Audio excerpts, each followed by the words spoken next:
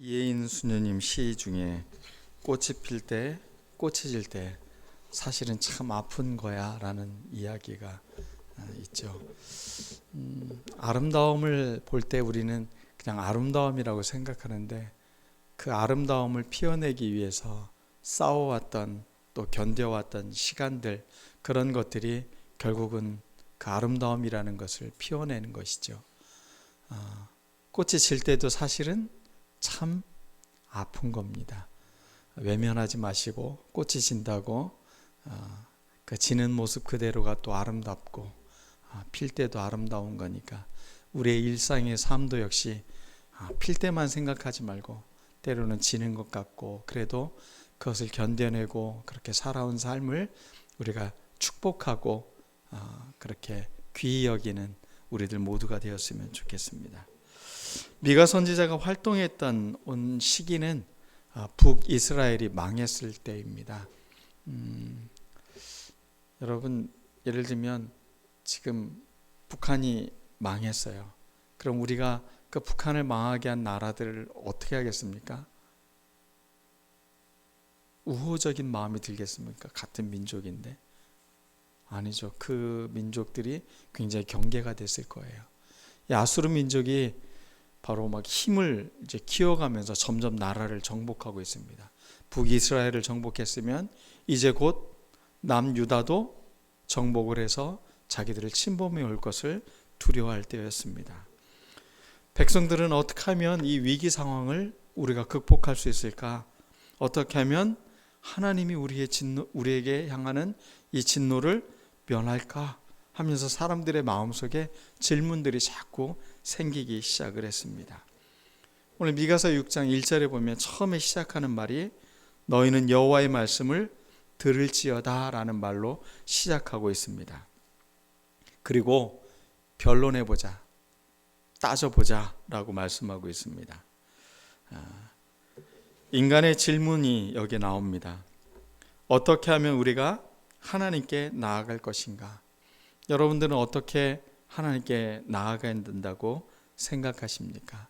하나님이 만족하시고 하나님이 기뻐하실 것, 그게 어떻게 해야 하나님이 그런 마음을 누구로 들이실까? 이런 마음을 갖는다는 겁니다. 근데 인생의 늘 오답은 잘못된 질문에서 나오는 것이죠. 어느 종교건 사실은 이런 기본적 전제가 있어요. 내가 무엇을 하면 하나님이 기뻐하실 거야.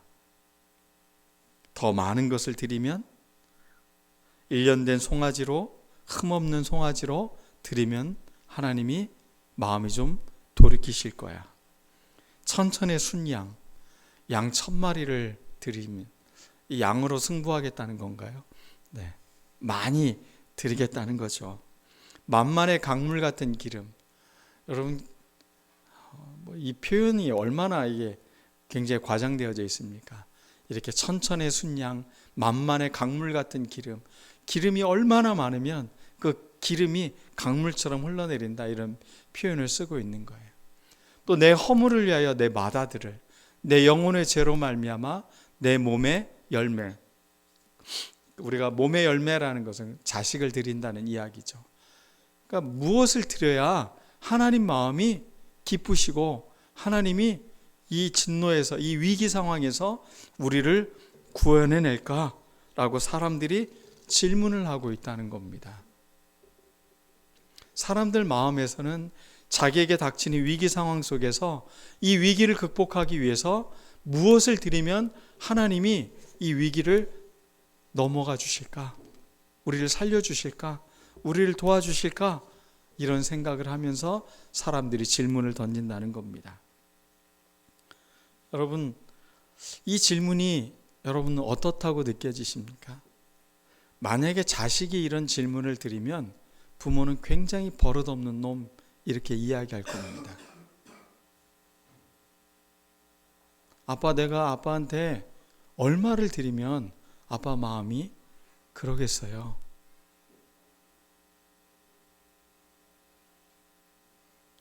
이 말 자체가 아버지의 존재를 어떤 존재로 생각하는 겁니까? 마치 내 능력으로 아버지를 어떻게 해드릴 수 있고 아버지 마음을 돌이킬 수 있을 거라고 생각하는 버릇없는 자녀의 마음일 것입니다. 근데 이런 마음이 지금 이스라엘 유다 백성들의 마음이 바로 그런 마음이라는 겁니다. 하나님을 향해 자신들이 뭔가를 할 수 있을 거라고, 자신들이 갖고 간 것으로 드리면 하나님 마음이 변할 것이라고 생각한다는 것입니다. 심지어는 자기 자식을 드리면 마음이 좀 바뀌겠습니까? 이거는 단지 드린다는 이야기가 아닌 겁니다. 화를 내고 있는 거죠. 그 답답한 현실에 대해서 하나님께 뭔가를 지금 시위하고 있는 말처럼 들리는 것입니다. 이걸 좀 더 현대적인 말로 표현하면 이런 표현이 될 것 같습니다. 내가 이렇게 했으니 괜찮으시죠? 마음이 좀 풀리셨죠? 이런 말을 하고 있는 거죠. 내가 헌금 많이 했잖아요. 내가 봉사 많이 했잖아요. 내가 교회 안 빠지고 열심히 다녔잖아요. 뭔가를 더 하면 하나님 마음이 좀 바뀌시지 않겠어요? 라고 이야기한다는 것이죠. 이 잘못된 질문에 이 미가 선지자는 너희들이 뭘 잘못하고 있는지 하나님이 진짜 원하시는 게 무엇인지를 우리에게 알려주시고 있습니다. 8절 말씀입니다. 우리 같이 한번 읽어볼까요? 자, 한번 읽어보겠습니다. 시작. 사람아, 주께서 선한 것이 무엇임을 내게 보이셨나니 여호와께서 내게 구하시는 것은 오직 정의를 행하며 인자를 사랑하며 겸손하게 내 하나님과 함께 행하는 것이 아니냐라는 말입니다. 여기서 세 개의 단어가 나옵니다. 하나님이 원하시는 것, 하나님이 기뻐하는 건 정의를 행하는 것이다. 히브리어는 미시파트라는 단어인데, 두 번째는 인자를 사랑한다. 인자라는 말과 사랑한다는 말이 사실은 비슷한 단어지 않습니까? 이 인자라는 히브리어가 그 헤세드라는 단어인데, 이건 참 번역하기가 광범위하게 사용되기 때문에 번역하기를 어려운 단어이기도 해요. 근데 아무튼 이 단어의 의미는, 기본적인 단어는 끊임없이 포기하지 않고 지속적으로 사랑하는 것을 말할 때 이 인자라는 단어를 사용하고 있는 거예요. 그러니까 이 인자에는 포기함이 없는 거예요. 그 사랑에는 중단함이 없다는 것입니다. 하나님이 사람을 사랑하는 방식이 바로 그렇다는 겁니다. 하나님의 헤세드는 내가 너희들을 절대 포기하지 않는다는 겁니다. 그럼 그 하나님의 헤세드를 받은 사람들의 헤세드는 사람들을 사랑하는 게 포기하지 않고 조건을 따지지 않고 사람들을 용납한다는 겁니다. 그래서 그 사랑은 낮은 곳으로 흘러갑니다. 그래서 약한 사람들을 돌봐주고 긍휼히 여기고 배려해주는 마음으로 살아가는 삶을 살아가는 게 바로 인자를 사랑하는 겁니다. 여러분에게 오늘 말씀이 헤세드를 사랑하는 것, 하나님의 이 헤세드를 사랑하고 사람이 해야 될 헤세드를 사랑하는 삶, 그러한 삶을 하나님이 원한다라고 말하고 있습니다. 세 번째가 겸손하게 내 하나님과 함께 행하는 것이 아니겠느냐. 하나님과 함께 행하는데 어떻게 행해야 되냐? 겸손하게 행해야 된다고 표현하고 있습니다. 하나님이 원하시는 것, 그것은 바로 이 세 가지입니다. 첫 번째는 뭐라고요? 정의. 두 번째는, 세 번째는 겸손하게 내 하나님과 함께 행하는 것이라고 말하고 있습니다. 그런데 이제 그런데가 나오면 어떻습니까? 너희들의 현실은 그렇지 않지 않았느냐라고 말을 하는 게 이제 10절 이후 우리가 읽지 않은 성경 본문의 말씀에 그런 이야기들이 나옵니다. 10절과 11절에 보면 불의한 재물을 축적하는 이야기를 이야기합니다. 정의가 사라졌다는 겁니다. 하나님이 원하는 건 너희들에게 정의를 원하는데 너희들이 이 정의를 실천하고 있지 않아서 부자들이 불의한 재물을 갖고 있다라고 말을 하고 있습니다. 축소시킨 가증한 에바, 저희 아버님이 목수이셨습니다. 하루는 어떤 깨 같은 거, 콩 같은 거 파시는 분이 저희 아버지에게 되를 맞춰달라고 주문을 했다고 합니다. 그 두께까지 이분이 알려주신 거예요. 보통 되의 두께는 1cm 미만인데 1cm 정도 되는데 한 2cm 정도 되는 두께로 이걸 만들어 달라고 하는 거죠. 이 되를. 정확한 사이즈는 제가 기억을 못하지만 아무튼 저희 아버지가 그런 이야기를 하셨어요. 만들어줬는데 그걸 만들어준 이 사람의 의도를 아는 거죠. 두꺼운 나무로 규격을 똑같이 해서 만들면 어떻게 되겠습니까? 공간이 좁아지니까 그만큼 자기가 이득이 되겠죠. 부당하게 이득을 취하는 거죠. 이렇게 해서 부를 획득하고 있다. 한마디로 남을 속여서 지금 너희들이 속여서 이 에바를 만들어가지고 너희들이 그렇게 부하게 만들고 있다. 거짓 저울추라는 게 무엇입니까?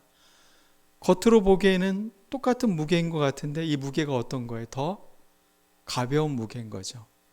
그러면 달아주는 무게의 양도 가벼운 것이 되니까 적게 사람들에게 주게 되는 거죠. 저울을 속이는 거죠. 그런 식으로 해서 너희들이 부한 사람들이다. 이게 어떻게 하나님이 기뻐하는 예물이 되겠느냐? 하나님이 그걸 원치 않는다. 정의가 없는 것, 거짓이 난무하고 약육강식의 삶이 세상을 지배하는데 하나님이 너희들이 그렇게 드리는 예배를 하나님이 기뻐하시겠느냐? 12절 말씀을 보면 인애가 사라진, 그러니까 헤세드가 사라진 사람들의 태도를 이야기합니다. 부자들은 강포가 가득하다고 합니다. 여기서 강포라는 게 요즘 표현으로 말하면 깡패짓입니다. 부자들이 깡패짓 한다는 겁니다. 돈이 있으니까 그 돈을 갖고 예를 들면 이런 거겠죠. 전쟁이 일어나니까 지금 기름을 사놓으면 부자가 되겠구나. 그래서 돈을 잔뜩 사놓고 그것을 비축하고 있다가 값이 오르니까 그것을 어떻게 하는 거예요? 파는 거예요. 돈을 갖고 깡패짓 하고 있는 거예요. 남들이 힘들고 어렵고 고통받는 가운데 삶을 살아도 그냥 관계없이 내가 부를 취하면 된다. 이 부자들의 강포가 이런 마음이 가득하다는 겁니다. 그 주민들은 거짓을 말한대요. 부자들의 횡포에 진리를 말하지 못하는 거예요. 당당하게 그것이 잘못됐다라고 말하지 못하는, 우리 사회, 정치, 국가 간에도 그러지 않습니까? 나라가 약하면 할 말 못하잖아요. 나쁜 짓을 하고 있음에도, 깡패 짓을 하고 있음에도 그것에 대해서 우리가 말하지 못하는 거, 우리의 입이 거짓을 말하는 거, 마치 그런 거에 동조하는 것처럼 말하고, 그러므로 나도 너를 쳐서 병들게 하였다, 이런 이야기를 하고 있어요. 토지를 강탈하고 부자들의 착취, 가난한 자를 억압하는 것, 그게 미가서 시대에 있었던 실제의 삶의 모습이었습니다. 그런데 그들은 예배를 한다고 합니다. 제사를 드린다고 합니다. 하나님을 섬긴다고 하는데 그들의 삶의 내용은 전혀 하나님이 원하는 삶을 살아가고 있지 않다는 것입니다.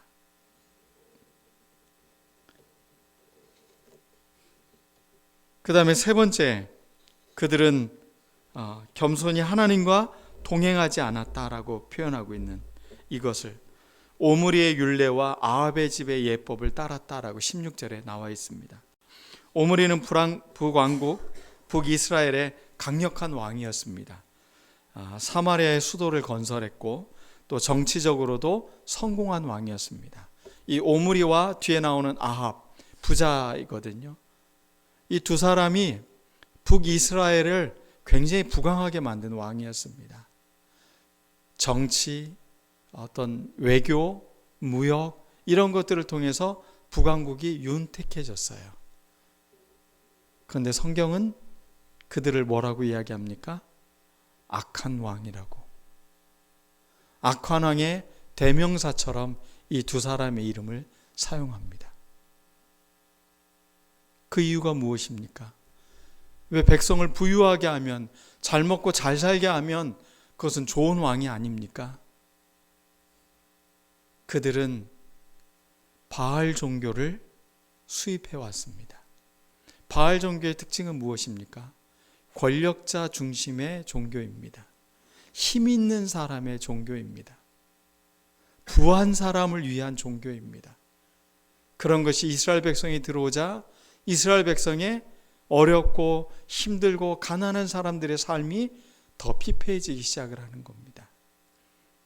한마디로 부익부 빈익빈이 더 첨예하게 드러나게 하고 어려운 사람들을 더 고통스럽게 하는 정치를 펴게 됐다는 것입니다. 하나님 말씀에 기초하지 않고 바알 신앙식으로 하나님을 예배하는 것, 그것은 하나님이 싫어하는 삶이라는 것입니다. 하나님은 애굽의 종되었던 너희들을 구원해냈다. 너희들은 유리하던 아람 사람들이었다. 성경의 말씀에서 늘 너희들이 누구냐라는 질문을 던질 때 하나님이 답변해 주시는 첫 번째가 바로 그거였습니다. 너희들은 유리하던, 그러니까 배회하고 나그네처럼 떠들던 그런 아람 사람들이었다. 그런 너희들을 이 땅에 정착케 했다. 너희들은 애굽에서 노예로 살던 사람들이었는데 그런 너희들을 구원해서 내가 나의 백성으로 만들었다 라고 말을 하면서 너희들이 누구인가를 늘 말씀해 주었습니다. 이것은 다른 표현으로 하면 하나님은 약자와 노예와 피지배를 받는 사람들의 하나님이시라는 겁니다. 여러분, 잘 먹고 잘 사는 사람들은 하나님 없어도 잘 살아요. 그런데 어렵고 힘든 사람은 누군가가 배려하지 않고 돕지 않으면 정말 살아갈 수가 없어요. 사실은 모두가 다 하나님을 필요로 하는 것이죠. 근데 하나님이 원리가 되지 않고 바알 신앙이 자신들의 중심의 원리가 됐을 때 세상은 하나님이 기뻐하지 않는 삶을 살아가게 된다는 겁니다. 그럼 오늘 이 미가서 선지자가 이렇게 외친 외침은 어떻게 되었을까요? 이스라엘 백성들이 회개로 이끌었을까요? 아니면 그냥 저렇게 살다가 나라가 망했을까요? 역사는 분명히 알려주고 있죠. 그들이 회개하지 않습니다. 그리고 유다는 망하게 됩니다. 때로는 하나님이 이렇게 매를 대는 것 같은 이 순간이 하나님이 사랑하지 않는 것 같고 하나님의 사랑이 끝난 것 같다고 느낄 수도 있습니다. 그렇지만 이스라엘의 진짜 신앙의 회복은 그 포로기 때 진짜 신앙이 회복되기 시작을 합니다. 다 잃고 보니까, 성전을 잃고 보니까, 자신들이 살던 땅을 잃고 보니까 자신들이 살던 곳이 얼마나 귀한 곳인가를 알게 되는 것입니다. 잃고 난 다음에 건강의 소중함을 알게 되죠. 건강을 잃은 사람들이 더 그래서 열심히 일을 해요. 건강이 소중하니까요. 그런 것과 똑같은 것입니다. 아이러니하게도 행복하기를 인생의 목적으로 사는 사람은 행복하지 않습니다. 그 이유는 행복의 무엇인가의 조건들을 자꾸 충족해야만 내가 행복하다고 생각하는 것. 돈이 많으면 내가 행복할 것 같아. 내가 어떤 자리에 오르면 나는 행복할 것 같아. 내가 아파트 몇 평을 사면 나는 행복할 것 같아. 내가 어떤 차를 타면 행복할 것 같아. 자꾸 이런 것들에 수식어가 붙은 행복을 추구하다 보면 그 행복은 주어질 수 없는 행복이 됩니다. 그 사람은 평생 행복이라는 것에 신기루를 쫓아가는 삶을 살아가는 것이지 진짜 행복한 삶을 살아가는 것은 아닙니다. 그런데 진짜 행복한 사람이 있습니다. 오늘 이 시간 내가 여기에 있는 것으로도 행복한 사람. 나에게 건강한 삶을 주시는, 또 살아갈 수 있는 힘을 주신 거, 내가 건강할 수 있는 거. 아침에 음식을 만들면서도 내가 이렇게 음식을 만들어서 우리 가족들과 함께 식사할 수 있는 이 건강함과 이런 시간들을 준 거를 감사하고 그것을 행복으로 받아들인 사람, 그 사람이 행복한 사람인 것입니다. 오늘 주일입니다. 왜 음식을 맨날 해서 이렇게 힘들지 이러면서 음식을 만들면 행복한 게 아닙니다. 그런데 음식을 만들면서 성도들이 행복하게 먹고 즐거워하면서 그렇게 먹는 이 교제의 시간을 보면서 행복한 마음을 먹는 것, 그게 진짜 행복한 사람인 것입니다. 여러분의 지금을 행복으로, 또 감사로, 고마움으로 느끼지 않으면 절대 행복은 여러분에게 선물로 주어지지 않습니다. 옆 사람을 보면서도 너무 고마워요. 너무 소중해요. 이런 마음을 갖는 것, 귀히 여기고 사랑하는 마음, 그런 마음을 갖고 우리가 서로를 귀히 여기는 마음, 존귀히 여기는 마음, 이렇게 살아가는 마음들이 우리의 삶에 넘칠 때 우리는 진짜 행복한 삶을 살아가는 것입니다. 말씀을 맺겠습니다. 제가 목사님들 몇 분과 함께 그룹 영적 지도라는 모임을 합니다. 서로 우리가 삶의 또 목회 현장의 이야기들을 이야기하면서 하나님께 기도하고, 또 서로의 마음의 깊은 소리에 하나님께 어떤 마음을 갖고 있는지를 들어주고 또 지지해주고, 그렇게 함께 기도로 중보해주는 그런 모임입니다. 제가 참 귀히 여기고 사랑이 여기는 그런 모임인데, 그 목사님들 모임에서 한 주간 이야기를 나누는데 이 무거운 이야기들이 계속 나오는 거예요. 힘들고 어려운 이야기를 하면 어떻습니까? 듣는 사람도 무겁고 힘들죠. 그런데 아무도 그 이야기를 힘들어하거나 불편해하지 않으면서 그 무게를 계속 견디면서 이야기를 들어줍니다. 그 다음 사람 이야기, 그 다음 사람 이야기, 서로 이런 이야기들을 쭉 나눕니다. 그리고 함께 그분을 위해서 서로 기도를 해주고 중보하는 그런 시간들을 가졌습니다. 모임이 끝나고 다음 모임은 어디서 할까요? 그랬더니 한 목사님이 시골에서 목회하시는 목사님이십니다. 그 목사님이 다음번 모임은 저희 집에서 하면 좀 어떻겠습니까? 하는 거예요. 우리가 좋습니다. 그 시골에서 그 자연과 함께 또 그 집 새로 고쳤으니 그 구경도 하고 그러기 좋을 것 같습니다. 이렇게 그래서 오케이를 하고 그 모임 시간이 돼서 우리가 그 시골 교회로 찾아갔습니다. 목사님이 사모님이 바쁘셔가지고 직접 솥단지를 걸고 거기에 그 금산에 나오는 인삼을 사다가 삼계탕을 맛있게 끓여서 그것을 이렇게 큰 그 그릇에 담아가지고 식탁에 내어놨어요. 사람들이 봤을 때는 먹음직스러운 삼계탕이라고 볼 수 있습니다. 근데 그건 삼계탕이 아니라 사랑탕이었죠. 지치고 힘든 그 목사님들에게 힘내라고 해주는 위로의 음식이었던 것이죠. 진짜 보양식이 무엇일까? 저는 그걸 먹어서 힘이 난 게 아니라 그 마음이 보였어요. 사실은 그 마음이 너무 고맙더라고요. 우리가 인생을 살면서 약자의 소리, 마음 아픈 소리 듣는 게 쉽지는 않습니다. 가난한 자의 탄식 소리 불편합니다. 그런데 그 소리를 외면하지 않는 헤세드의 마음을 갖는 것, 우리가 그런 헤세드의 사랑을 덧입은 사람들이니 우리도 그 헤세드를 사람들에게 실천하며 살아가겠습니다.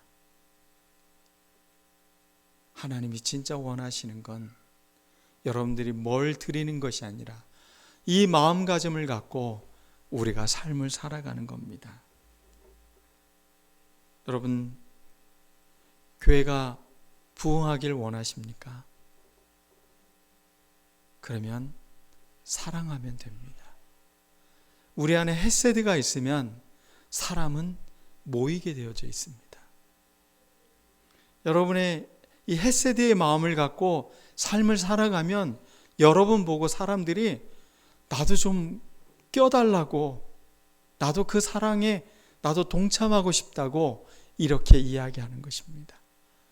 우리에게 진짜 필요한 것은 이 헤세드의 마음을 갖고 우리가 사랑을 실천하고 인애로움, 자비로움을 실천하며 살아가는 것입니다. 이 헤세드라는 단어를 하나님이 쓰실 때는 어떻다고 했어요? 참으시는 사랑, 변치 않는 사랑, 포기하지 않는 사랑이라고 말했잖아요. 사람이 헤세드라는 단어를 사용할 때는 보호해주고 관계를 충실하게 이행해주고 신실하고 약속을 지키고 충성된 것을 이야기할 때 사용하는 단어입니다.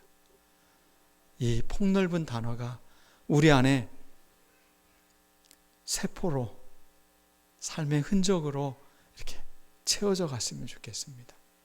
그래서 우리가 진짜 하나님께 매일매일의 삶이 하나님께 드리는 삶의 예배가 되고, 일주일에 우리가 이렇게 모여 있을 때는 그 삶의 예배가 모여져서 너무 즐겁고 축제가 되고, 한 주간 이렇게 살았어요. 한 주간 이런 일이 있었어요. 내가 이러한 삶을 내가 기쁘게 살았습니다. 그래서 이런 감사가 넘치고 행복감이 넘치는 그런 예배, 우리 진짜 하나님이 원하시는 그런 예배자로 우리가 세워지기를 원합니다. 기도하겠습니다. 오늘 말씀을 기억하면서 주님, 나에게도 이런 마음을 갖고 살아가기를 원합니다. 하나님의 헤세드를 일상의 삶에서 하나님께 그렇게 드리며 살아가는 우리들이 되게 해달라고 우리 다 같이 기도하겠습니다.